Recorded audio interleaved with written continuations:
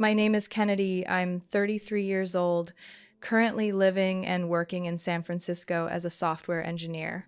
For many years, I believed that if I worked hard enough, my family would eventually see me, but I was wrong. And that night, inside my parents' grand mansion in front of dozens of relatives and acquaintances, I understood that truth more clearly than ever. My father's 60th birthday party unfolded under glittering chandeliers, wine glasses shimmering in the hands of the guests.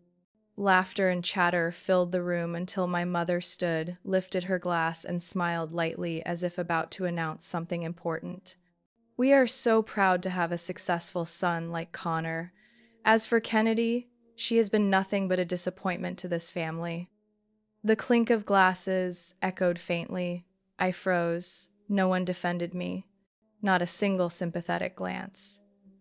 But I didn't retreat. I rose, opened my handbag, and placed a thick folder on the table. Inside were payment receipts, bills, and transfer slips from the past 3 years. The total, $75,000. The money I had spent to keep this house from being seized by the bank. Have you ever been publicly disowned by the very people who gave you life? Would you stay silent and endure, or stand up and tell the truth? If this story touches something inside you, leave a comment below. Hit like if you've ever been dismissed despite carrying the weight of everything. And don't forget to subscribe to the channel to follow me on the unexpected journey behind the mask called family. The air in the room froze after my words. The laughter dissolved as if someone had turned down the volume of a party to nearly zero. I stood in the middle of stunned eyes, relatives, friends, my parents, colleagues, all staring at me, as if they had just discovered a crack in the family wall they'd admired for so long. My father remained seated, his hand frozen midair with a glass of wine. My mother stiffened, her fake smile turning to stone. Connor, my younger brother, stared at the folder as though he had never truly seen me before. I didn't look away. I didn't bow my head. I flipped open the folder right there on the dining table, letting the chandelier light shine onto each bill and transfer confirmation. In the past 3 years, I've spent a total of $75,000 on this house. Month after month, sometimes for mortgage payments, other times for roof repairs, utilities, property taxes. The most recent was 3 weeks ago, when Mom called saying the roof was leaking and the bank was preparing a second warning letter. No one interrupted me. And no, I never got a cent back. Not a thank you. Not even a single dinner in return. What I got was a seat at the far end of the table, constant praise for Connor, and an invisible slap across the face in front of everyone. That's enough, Kennedy. My mother's voice cut through, low and firm, as if she still held control. This is your father's birthday party, not your silent play performance. I looked straight at her. A silent play? For 3 years, I've lived like a shadow, quietly saving this house from collapse, paying bills on time, even covering Connor's credit card debt, and you still call it a silent play? She stood, setting her glass down.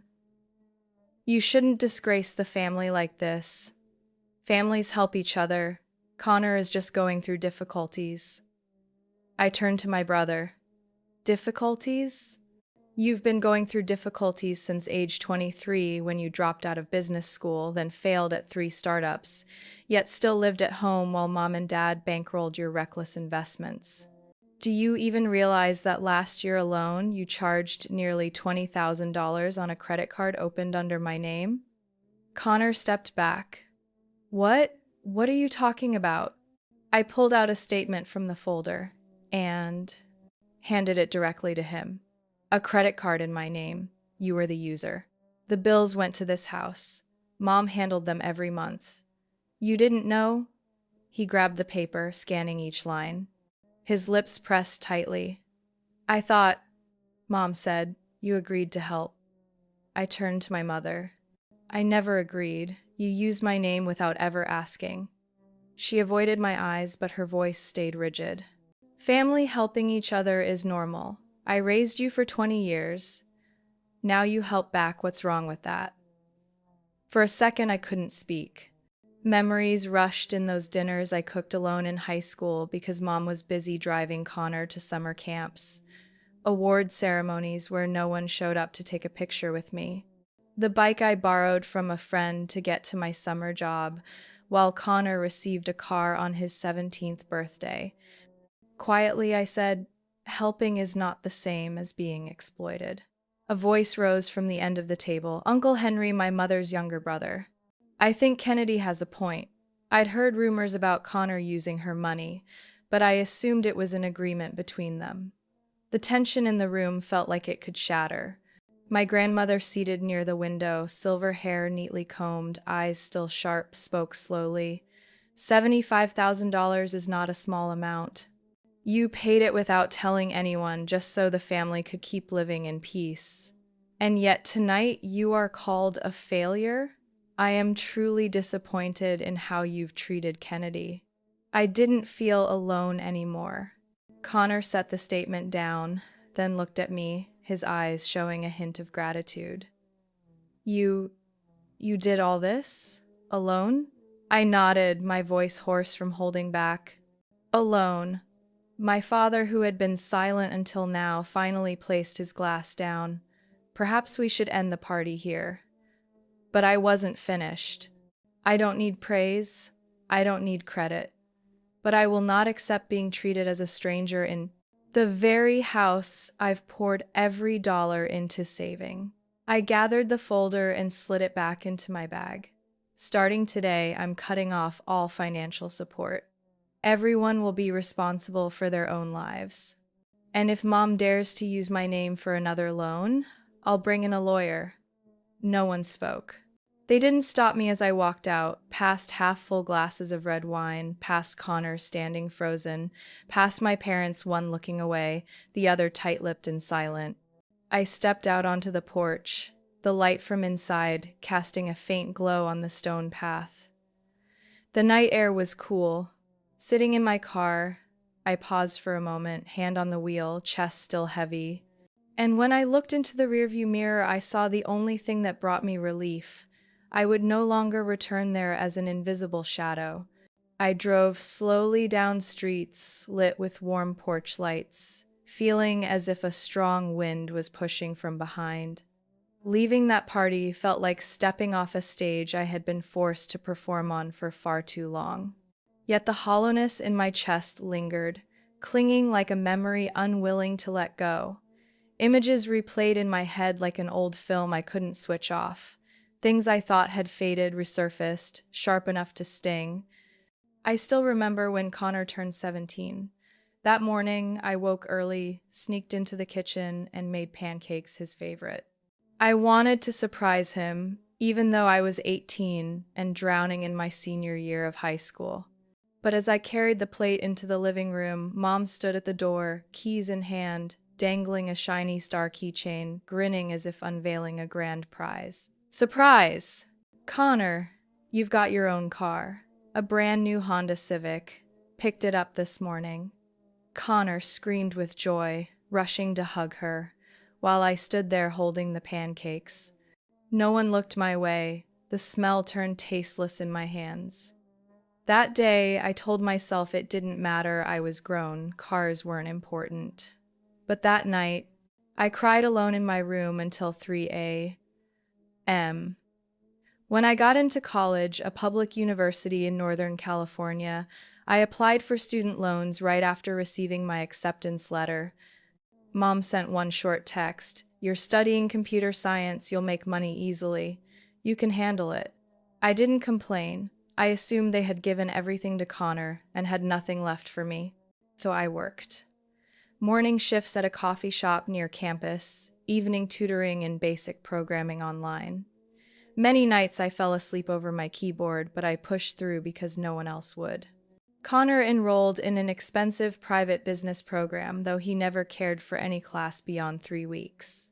He dropped courses, switched majors, took semesters off, then re-enrolled.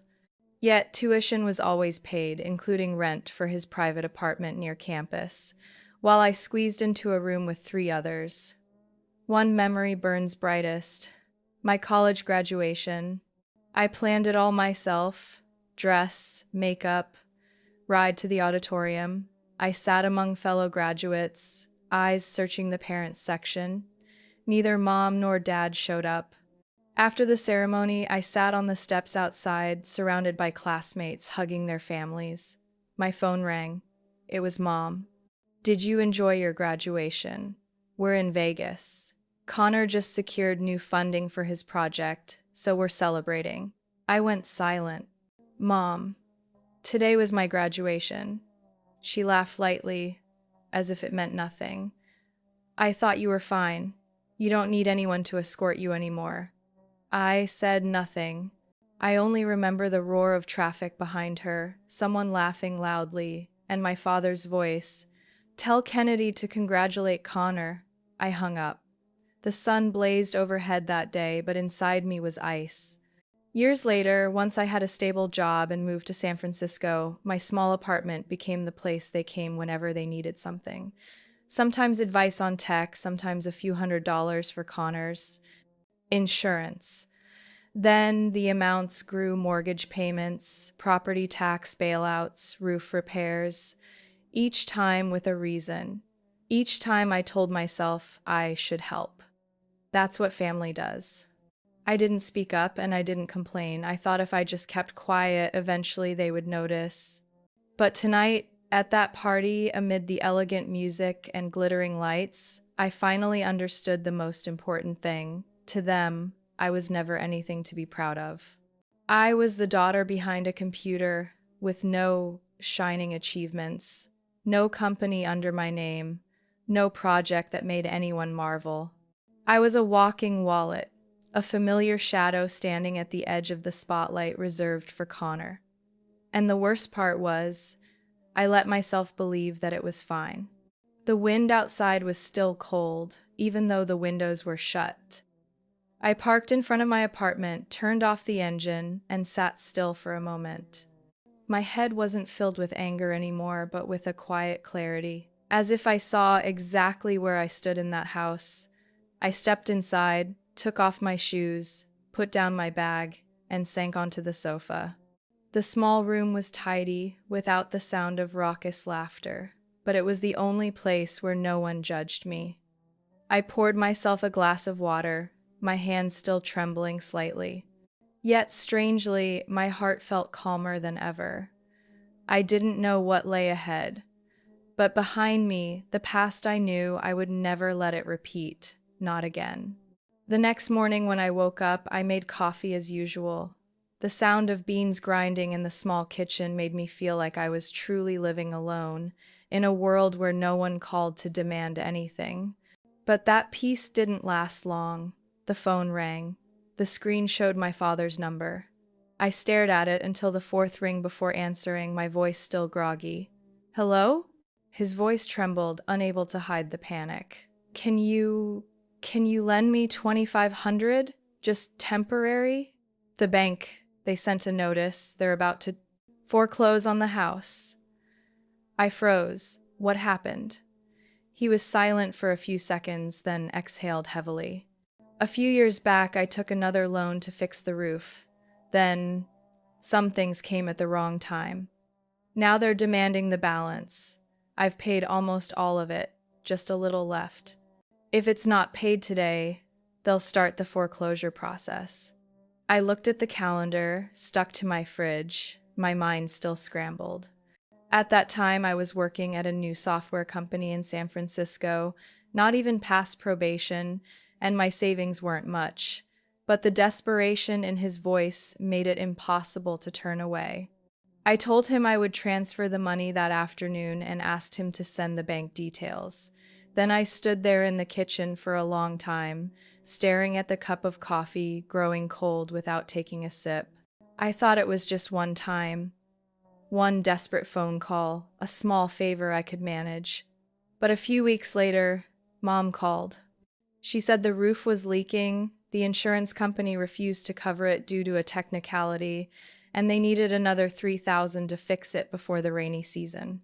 "Connor is busy preparing to launch his new product. He can't be distracted." "Can you handle this for us?" I asked. What about the bank loan? Dad said it was just a one-time thing. Mom brushed it aside, saying life is unpredictable and families should share the load. I didn't answer right away, but that night I couldn't sleep. I thought of the old house with its white painted porch, where I rode my bike every summer evening, where the smell of barbecue always lingered on Thanksgiving. I wondered if losing it meant those memories would vanish too. The next day, I transferred the money, another 3,000. By then, the total was 5,500. It didn't stop there. The next month, Mom called again, not even asking, just casually mentioning that Connor's credit card had maxed out and was frozen. She said they urgently needed 2,000 to cover it. I hadn't even responded when she added, "He's about to meet investors. You don't want him to lose face in front of them, do you?" I let out a dry laugh. Whose name is the card under? Well, Connor's, but I co-signed. And you know, I used your address when applying because my file was missing a verification letter. I was silent. I should have said no. I should have drawn a line. But I didn't. I opened my banking app and made the transfer. And from that point on, I stepped into a whirlpool with no escape. Every month, or every other month, there would be another call. Sometimes for kitchen repairs, sometimes for Connor's startup courses, sometimes for deposits on product launch events. Mom always spoke gently, as if it was only natural. Dad each time would send a short text after receiving the money. "Thank you, this is the last time." But that last time repeated so often I stopped believing it. I started keeping records. Not because I wanted repayment, but to keep from losing track of what I had given. I created a file on my computer called Family Expenses. Every transfer was logged. Date, amount, reason, recipient account. I told no one, not even my closest friend, because I was ashamed, afraid people would think I was stupid. I had studied financial security, given presentations on money management, and yet, in real life, my account was draining from nameless expenses for a family that never acknowledged me. By the second year, the total had exceeded 30,000. I began cutting my own costs. I stopped taking advanced courses, canceled a planned vacation with colleagues, postponed getting dental insurance. That year, I discovered something that nearly made me break down at work. While helping Mom check an account for bank verification, I noticed a transfer from my account, nearly $5,000, to a marketing company in Miami. When I asked, she answered casually, "Oh, that was the deposit for Connor's new product campaign. I used your info because I didn't have enough credit, but I'll pay you back later." I told her plainly she had broken the law by using my identity without consent. She snapped, "You're the daughter of this family. Why are you acting like a stranger?" I didn't reply. I just hung up. Sitting alone in the office, staring at the golden light on my keyboard, I thought, I'm living in a relationship of debts disguised as kinship. The amounts grew larger. I kept helping, hoping one day they'd stop. But the reality was the opposite. My silence only made them comfortable taking more. And eventually it all led to my father's 60th birthday party, where they openly called me a failure. I had spent 3 years of my youth and $75,000 to buy a place that no one recognized. And in the moment I laid that folder on the table, I was no longer the obedient daughter, no longer the shadow. I was a person, standing before them, unhidden, unafraid. And they had to face the truth they had ignored for 3 years. After that birthday party, I didn't return to my parents' house. But a few days later, Mom called, her voice soft as if nothing serious had happened. "I need you to help me with something small," she said. "I have to submit tax forms soon, and the paperwork in the office is a mess. Can you come by to organize it for me?" I almost refused. My throat tightened hearing her so calm, as if calling me a disappointment in front of the whole family had been nothing, as if my exposing all the financial records at the party had been just a clumsy act. But I agreed, not because I wanted to help, but because I needed clarity on things still unanswered. That morning, I arrived early. Mom wasn't home, leaving the key in the mailbox as usual. I stepped inside, the familiar lavender scent of air freshener hanging in the air.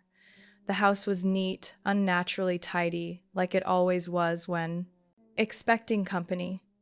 I went straight to my father's office. The bottom drawer was locked, but I remembered helping him with paperwork before he retired, and I knew the key was hidden behind an old phone book on the second shelf. When the lock clicked open, I never imagined I would uncover something my parents had hidden my whole life. I pulled out a thick file, tied with a rubber band and wrapped in a cloudy plastic folder. Inside were stacks of bank papers. There were statements from an account under my father's name at a completely different bank than the one our family usually used. And on the very first page, a bold italic number, $119,874. I read carefully. Transactions came in every month. Deposits of nearly 10,000 from a steady source, as if my father had some supplemental pension no one ever mentioned. I sat frozen in that small room, my heart pounding out of rhythm. For 3 years, I had cut corners on my own savings, sometimes living off instant noodles for a week just to send enough to cover their mortgage. And yet here, in this drawer, was an account steadily growing, never once acknowledged. The sense of betrayal washed over me, cold as a draft through a crack in the window. I leaned back in the chair, holding back tears. But it didn't stop there. I kept searching through the folder. A loan contract caught my eye.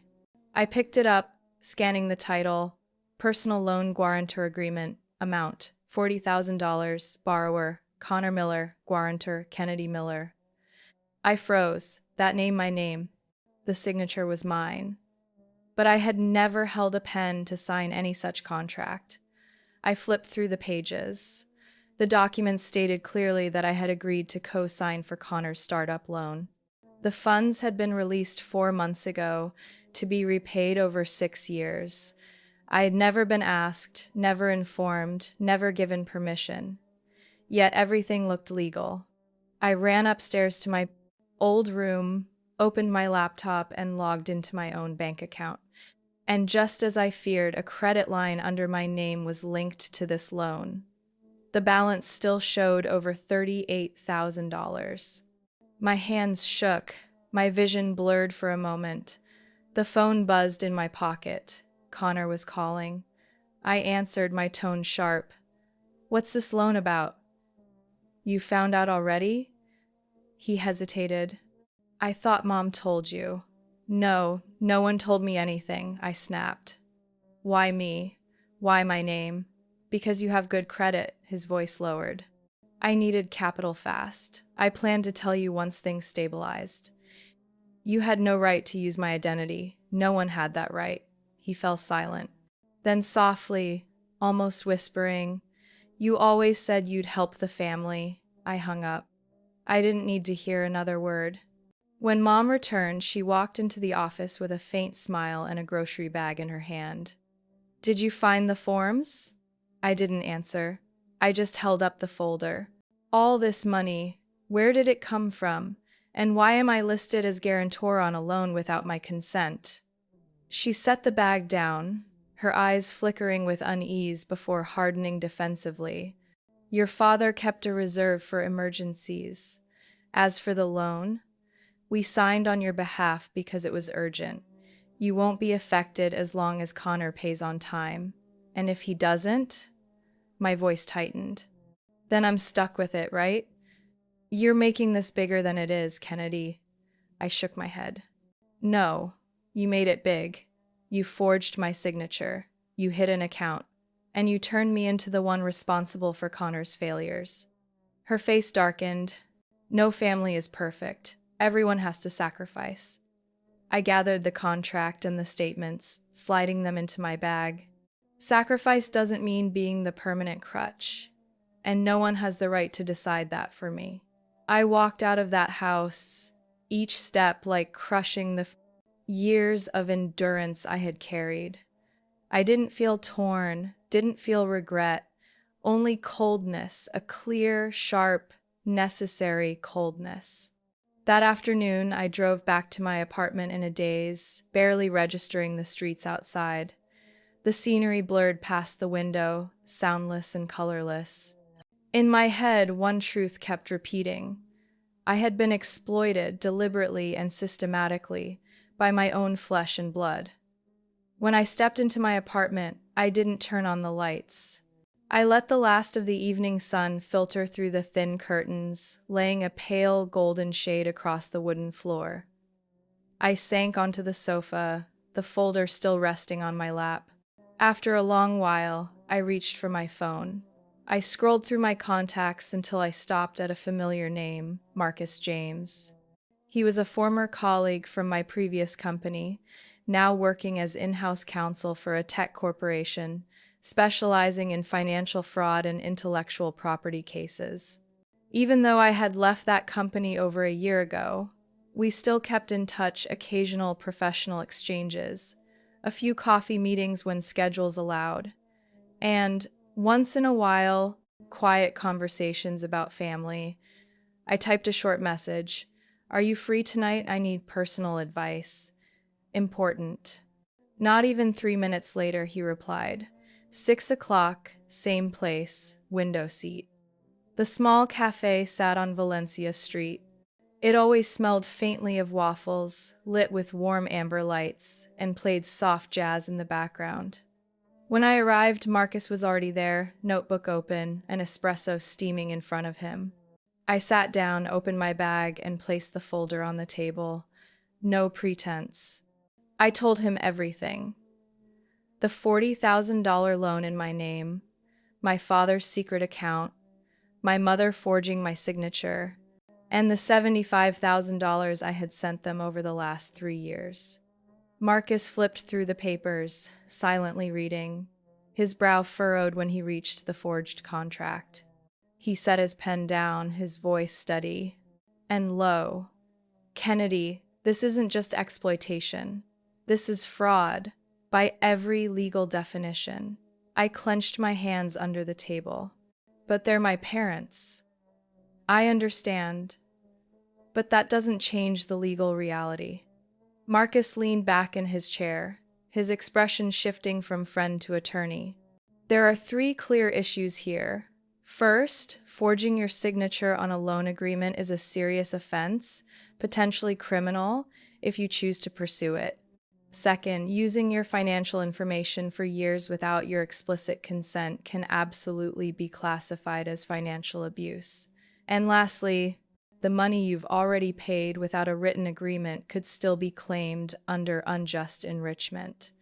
I stayed quiet, the weight pressing down on me, not so much about punishment or lawsuits, but the feeling of being cornered. "I don't want to drag them into court," I said, my voice hoarse. "I don't want the whole neighborhood to know a daughter accused her own parents." Marcus nodded. "I'm not telling you to sue, I just want you to know you have rights." I stared into the full cup of tea in front of me. "So what can I do?" Marcus twirled his pen between his fingers. "First step, send a legal warning letter. Not threatening, just stating you've discovered the fraudulent actions and demanding that they cancel the loan in your name within a set time frame. If they don't respond, you can request the bank to open an investigation into the signature or escalate further." I nodded slightly. "And the money I've given them these past 3 years? Your records are solid. I can help draft a demand letter for repayment or at least negotiate a written agreement that ends all future financial requests. Also," Marcus paused and looked straight at me, "you need to lock all credit cards and secondary accounts, change your PINs, and review your credit history. Make sure no further unauthorized activity happens." I pulled out a notebook, jotting down every step he listed. It felt like I was rewriting the contours of my own life. No more quiet endurance, no more silent transfers. Now it was a clear list, one step at a time, to protect what dignity I had left. When I closed the notebook, Marcus added, his tone softer, Kennedy, you're a principled person, but no one should make you pay for your kindness forever. I glanced out the window. The street was dark now, streetlights casting faint glows on the trees. My chest filled with something nameless, anger, hurt, and gratitude. Because at least I wasn't alone anymore. Thank you, I whispered. Marcus smiled, placing his hand on the folder and sliding it back to me. Rest tonight. Tomorrow I'll send you the draft letter. It's time your family learned about responsibility. I nodded. Inside me wasn't fear anymore, but an unusual calm. As if I had finally surfaced from underwater, breathing the right way, not living to appease, not preserving peace at all costs, but living to be respected. And I would not bend. The call came on Wednesday morning, just as I set my coffee cup on my desk. Mom didn't waste time. Family meeting this weekend. Some things need to be finalized. You'll be there. I paused a few seconds. What things? Connor's wedding. We need to plan the budget. Her tone made it sound like, of course I'd be involved like always. I said I'd come. Her voice lightened, as if she believed things were back in order. Saturday afternoon I arrived on time. Not early, not late. The house looked the same, whitewashed front, faux marble columns. Inside, the air smelled of floor cleaner seeping through wood seams. I stepped into the dining room, chandelier glowing, the table set with water glasses and almond cookies Mom always made to create a family meeting atmosphere. Dad sat at the head, chin propped on his hand, staring at papers. Mom stood beside Connor's chair, mid-sentence. Connor sat across, scrolling his phone. Only when I entered did he look up. You're here. I pulled out a chair, placing my briefcase on the table. No one asked about it. Mom offered me water. I shook my head. Formalities were useless now. Dad spoke first. Here's the situation. Connor and Chelsea want their wedding in early October. We've booked Fairview Hotel, but the deposit and reception costs aren't fully covered. Your mother and I think you can handle the rest. I didn't answer immediately. I unlocked the briefcase, drew out a neatly clipped folder, and placed it in the center. Before we continue, I want you all to see this. Mom frowned. What is it? I slid the folder toward Dad. Every expense I've covered for this family over the past 3 years. Mortgage, repairs, bills, and the loan signed in my name that Mom forged. The room thickened. Connor looked from them to me, suspicion flickering. I gave a small nod. There's also a copy of the $40,000 loan agreement. Borrower, Connor, guarantor, me. The signature isn't mine, but the contract is active. Mom tried to stay composed. Kennedy, we explained. It was urgent. No one asked me. I cut in. And now you assume I'll pay for the wedding too. Based on what? Connor set his phone down. Wait, you're talking about that loan under your name? I thought Mom had your approval. I turned to him. Have you ever once heard me say I agreed to that? He shook his head slowly, realization dawning. Mom said you were fine with it, that you wanted to help. I pulled out the notarized copy, laying it in front of him. Does that signature look familiar? He stared. It's not yours. Exactly. And Mom submitted it as official. Mom shot up, gripping the chair. Kennedy, you don't need to dramatize this. We're family. We talk things through. Why parade documents like this is a courtroom? I kept my voice calm. I'm doing this so everyone understands I'm not silently accepting anymore. No one decides my money, my name, or my responsibilities except me. Dad skimmed the papers, then looked at me as if I were a stranger. What do you want? I want you to understand I'm not the debt bearer here, not a walking ATM. And I will not pay a cent toward Connor's wedding. Connor murmured, barely audible. I didn't think it was this bad. I turned to him, weary, rather than angry. Did you ever ask who was paying off those credit cards? Who kept the house from foreclosure? He lowered his eyes. I thought they handled it themselves. Mom broke in, her voice tight. You shouldn't bring this up in front of your brother. He's starting a family. Do you want to ruin that? I stood, gathering the folder. No one's ruining anything. I'm drawing boundaries. Dad leaned forward, voice low but sharp. Kennedy, do you realize the consequences if this gets out? What will relatives say if they learn you accused your own parents? I met his eyes without flinching. I'm not accusing, I'm protecting myself. That's what parents should have taught me. Silence fell. Connor folded his phone shut, hands clasped. Mom sighed, stepping back from the chair. Dad said nothing more. I slid the folder back into my bag, looked at each of them once and said, I came to be clear, not to ask permission. I walked out. No one called after me. No words to stop me. The door closed softly but firmly enough to tell them the old game was over, and the one they assumed would always carry their burdens had stepped off the board. 3 days later, my phone rang again, this time Aunt Sharon, Mom's youngest sister. Her voice hesitated, as if unsure whether I'd listen. There's a family gathering this weekend, at Aunt Sylvia's. I think you should come. Some things need to be cleared. I was surprised. Family gatherings were usually the same once a year, mostly eating, chatting, taking pictures for Facebook with captions like warm reunion. I was rarely in those photos. In recent years, my name was tagged, but my face was missing. I asked directly, did Mom ask you to call? She hesitated. I heard you've had tension with her, but some relatives want to hear your side. There's been a lot of talk these past weeks. I was quiet. Aunt Sharon had never meddled deeply in my family, but she wasn't blind like Mom either. The only time I'd seen her truly angry was when she found out Dad had given Grandpa's inheritance solely to Connor without consulting anyone.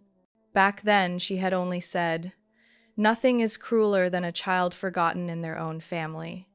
I agreed. Saturday afternoon, I drove to the suburbs south of the city. Aunt Sylvia's house had a small garden full of lavender and mulberry bushes, a neat stone path, the iron gate always open. About 20 people were already gathered around a long table in the backyard, voices mingling with the clink of glasses. Dinner had begun, but I was greeted with a mix of surprise and careful looks. Mom sat near the head, in a crisp white blouse she always wore to look polished. Next to her was Dad, in his pale gray suit, holding a glass of wine but avoiding my eyes. Connor sat 2 seats away, spooning salad onto his plate as if avoiding the air itself. I walked in, nodding politely to each person, then sat at the empty chair at the end. Uncle Henry, Dad's younger brother, was already there. As I sat, he placed a steadying hand on the back of my chair, a silent gesture of support. Aunt Sylvia spoke, her voice gentle but firm. Today, most of the family is here. Before we move on to dessert, I think we should take a few minutes to talk about some recent matters. Because if we don't, the rumors will speak for themselves. No one said a word. My mother gripped her wine glass tightly. I looked around the table, at faces I had known since childhood. Aunt Harriet, who used to drive me to piano lessons when I was 10, Uncle Joe, who always told jokes at parties, even Emma, my cousin 3 years older, the one my parents constantly held up as a standard for me. Each of them had been a witness to pieces of my childhood, and now they were the audience to a truth I had never planned to reveal so publicly. I stood, pulled the briefcase from under my chair, and took out the neatly clipped folder. The faint rustle of papers sounded loud in the hushed air. I'd like to say a few words. Every eye turned toward me. I didn't tremble. My hands weren't cold like in the smaller family meeting. Maybe because today, I wasn't here to explain. I was here to end the distortions. For the past 3 years, I've spent more than $75,000 helping my parents keep their house from foreclosure, paying off credit card debt, fixing the roof, even serving as guarantor on a $40,000 loan I never signed. A ripple of whispers ran through the room. Aunt Harriet's eyes widened. "Do you have proof?" someone asked. I handed the folder to Uncle Henry. He took it, carefully turning each page. "I reviewed everything before today's meeting," he said. "The dates of transfers, the bank statements, the loan contract, all of it shows clearly that Kennedy was exploited without her consent." My mother finally spoke, her voice sharp as vinegar. "She's twisting the truth. This is family responsibility. People don't keep score within their own household." I turned to her, my gaze steady. "I never asked to be celebrated. But I cannot accept being called ungrateful or a burden when I was the one holding everything together." Aunt Sylvia nodded. "Martha, I don't think Kennedy is demanding praise. She's simply demanding the truth." Connor lowered his head and spoke quietly. "I didn't know Mom used my sister's name to borrow money. If I had, I wouldn't have agreed." The table fell silent. Then Uncle Joe sighed. "I always thought Connor's side of the family was doing well. You even bragged about buying a Swiss watch, booking rooms at that Napa Valley resort." My mother's face drained of color. She opened her mouth to argue, but no one waited for her. Aunt Sharon spoke softly but with firmness. "We're all at fault for not looking closely at what was happening to Kennedy. From now on, I hope each of us learns to listen before we judge." I closed the folder, resting my hand on it, feeling lighter than I had in years. Not because I had won an argument, but because I no longer had to hide my pain like something shameful. I sat down, and for the first time in years, I didn't feel out of place among my own family. No one looked at me as an outsider. No one dismissed me as the quietly successful but heartless daughter. They had seen it now, and they couldn't look away. The gathering stretched longer than planned. As people left the table, voices quieted, and no one spoke hollow praises anymore. Aunt Harriet leaned close to whisper, "You were brave." Uncle Joe shook my hand firmly, saying nothing, but his eyes told me my words hadn't vanished into thin air. Soon only my parents, Connor, and I remained in the backyard. The porch light cast a soft circle around us, enough to show our faces clearly, enough that excuses couldn't hide in the shadows. My mother stood stiff, arms crossed. My father sat silently on the wooden bench, eyes fixed on cracks in the patio tiles. Connor stepped into the center of the stone path, his shoes tapping sharply. He looked at me for a moment, then turned to our parents.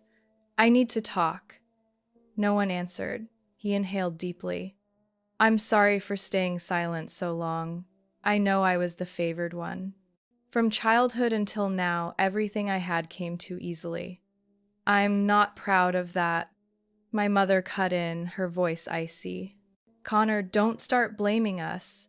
Everything we did was for you." Connor nodded but didn't back down. "And that's exactly why I'm standing here, to say I can't let it continue." I watched my brother. Something in his eyes stopped me. Not shallow regret, but real resolve. I saw Connor facing consequences instead of dodging them. He went on, "I've talked with Chelsea. We're not having the wedding at Fairview. It's too expensive, unreasonable, and wrong." My mother gasped. "What are you saying? The date's already reserved. I signed the contract last month." Connor's voice was calm. "You can call and cancel. I'll cover the penalty. That wedding was your dream, not mine." My father looked up, heavy-voiced. "You don't understand the consequences. Everyone's expecting it.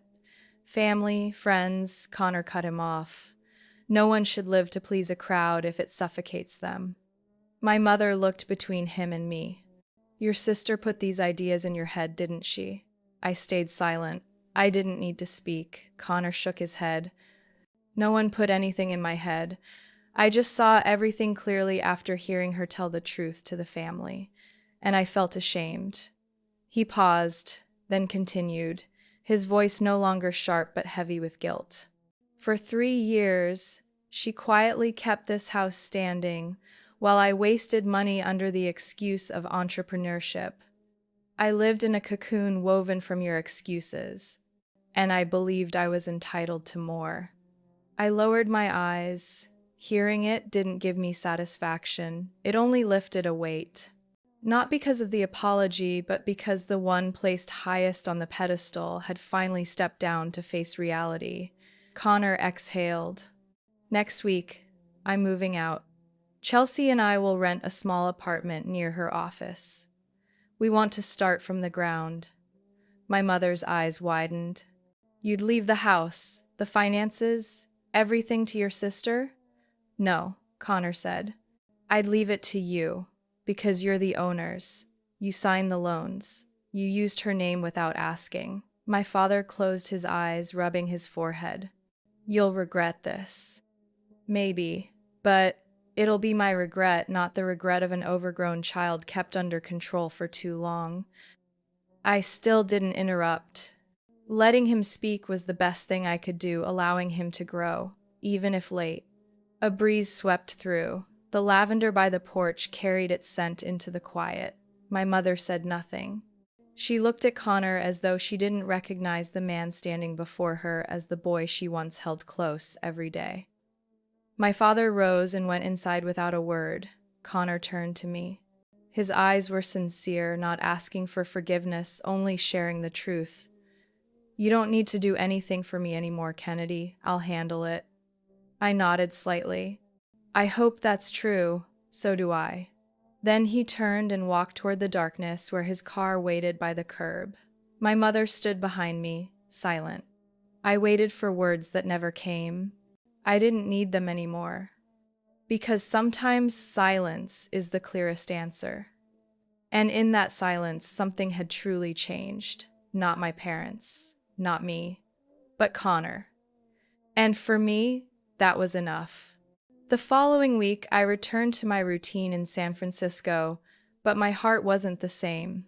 No more lying awake at night wondering if I needed to transfer money to cover their payments. No more phone ringing at 8 p.m. with the familiar opening, I need you to do me a small favor. I cut every automatic link from my accounts. The joint account with Mom was closed.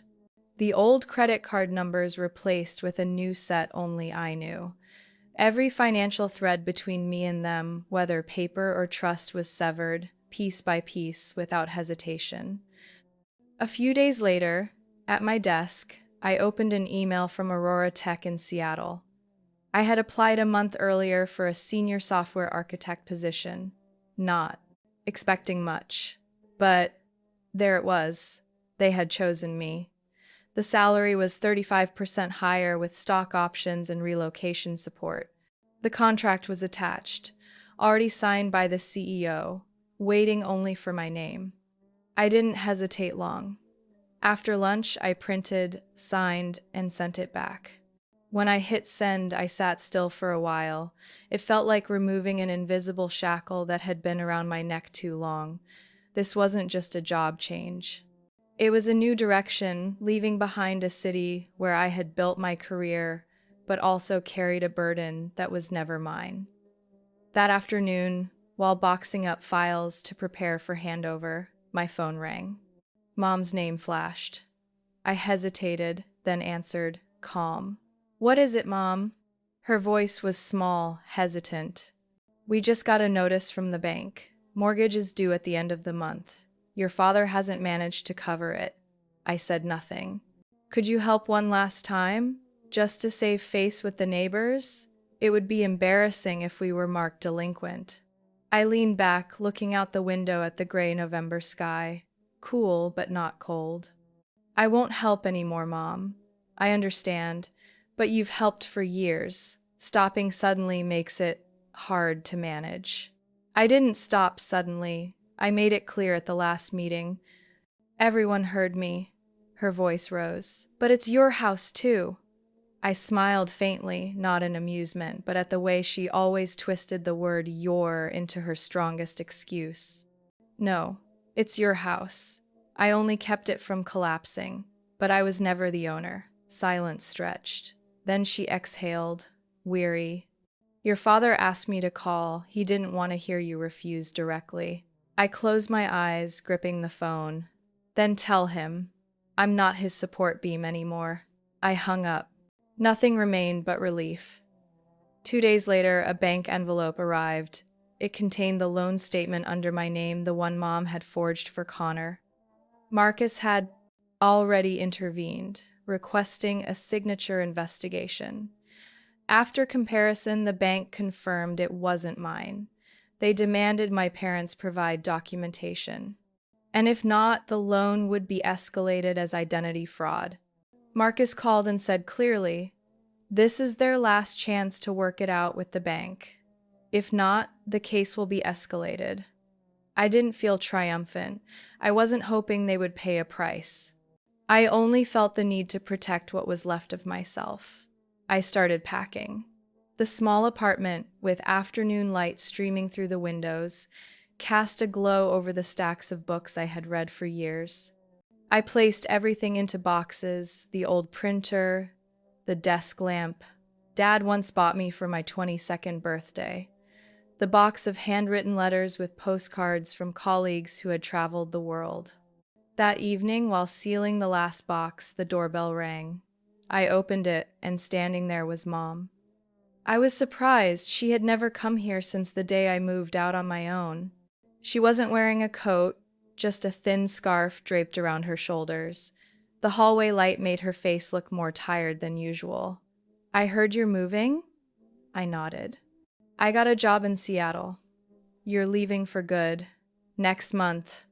I'll send the new address to Connor. She was quiet for a few seconds, then looked at me, her voice lowered. I called the bank. I've taken full responsibility for the loan in your name. They'll transfer it to your father. I said nothing. She went on. I'm not making excuses for what I did, but I still believe I had my reasons. I leaned against the doorframe. No reason allows you to force someone else to pay the price for your choices. She gave a faint nod. I know. I opened the door a little wider. Do you want to come in? She shook her head. No. I just wanted to see you one last time before leaving. I didn't ask what leaving meant. Maybe stepping out of my life? Maybe just a goodbye visit. Either way, I didn't stop her. I stood there, watching her walk down the stairs. Her back was straight, but her pace was slow.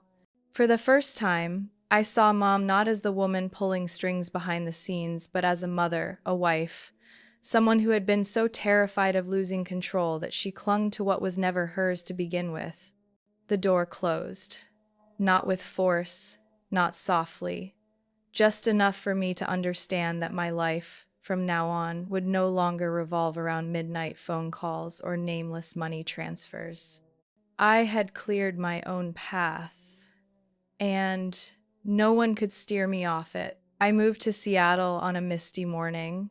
The sky was light gray, not heavy, but enough to make me feel I was beginning a new chapter, quiet and restrained. The rented truck was parked neatly at the curb, boxes stacked high in the back. I sat in Marcus's car, clutching my bag filled with the essentials work files, my personal laptop, and an old notebook where I had recorded every family-related expense for 3 years. I didn't need it anymore, but I kept it as a reminder. The new apartment was on the 13th floor of a red brick building in Belltown. Not too far from downtown, but quiet enough that I could hear the rain each afternoon.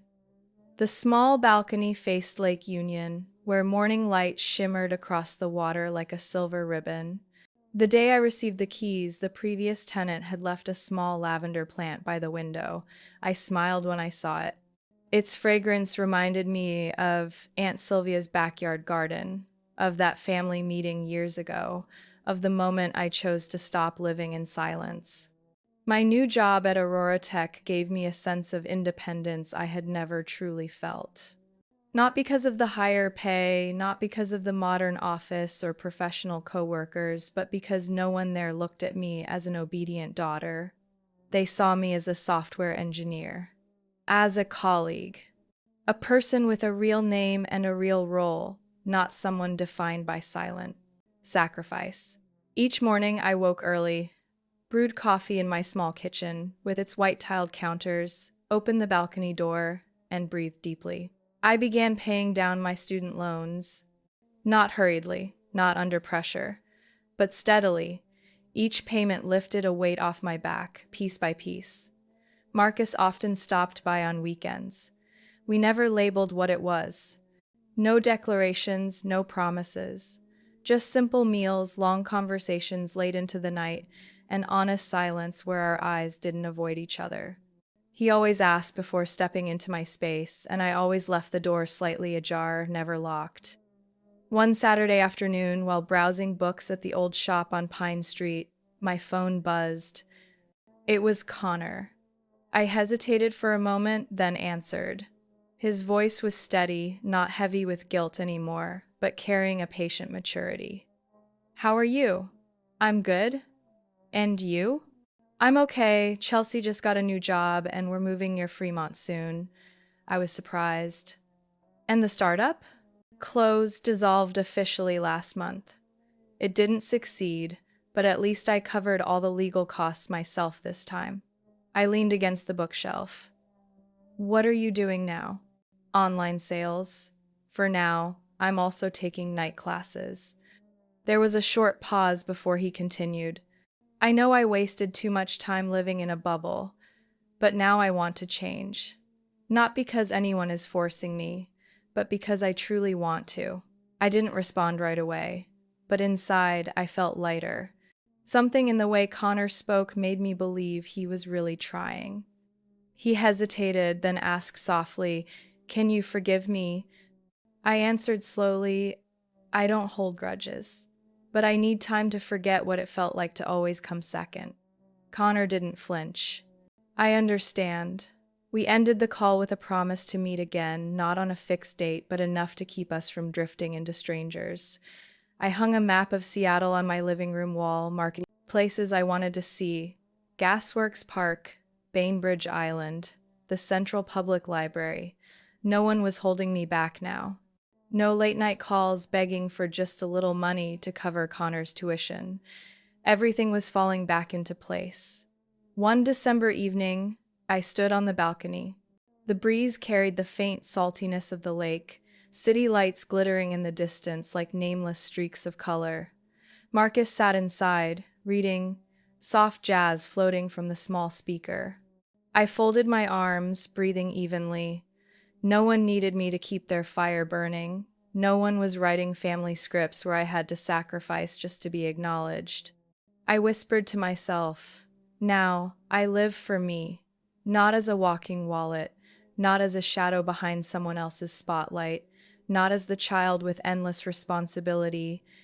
Just me, a woman who learned to cut the ropes tied around her under the name of duty, and who was learning to enjoy each free step forward without looking back. I don't know if you've ever been in my place where every act of kindness was treated as an obligation, where every dollar you gave disappeared without even a word of recognition. I hope you haven't. But if you have, maybe you'll understand why I had to stop. Not because I wanted to sever family ties, but because I needed to find myself again. Family can be the warmest place, but sometimes it's where you feel most lost. The question I asked myself for years was, when is it enough? How much sacrifice counts as love? And when will they finally see you as a person, not a solution? What about you? What do you think? If you were in my story, would you keep carrying the weight, or would you walk away like I did? Leave your thoughts in the comments. I want to hear from you. If this story touched something in you, and you want to keep walking with me through these slices of real-life relationships, wounds, and moments of strength, hit follow on this channel. There are many more stories waiting to be told. And who knows, in one of them, you might just find yourself reflected in the words. Thank you for listening.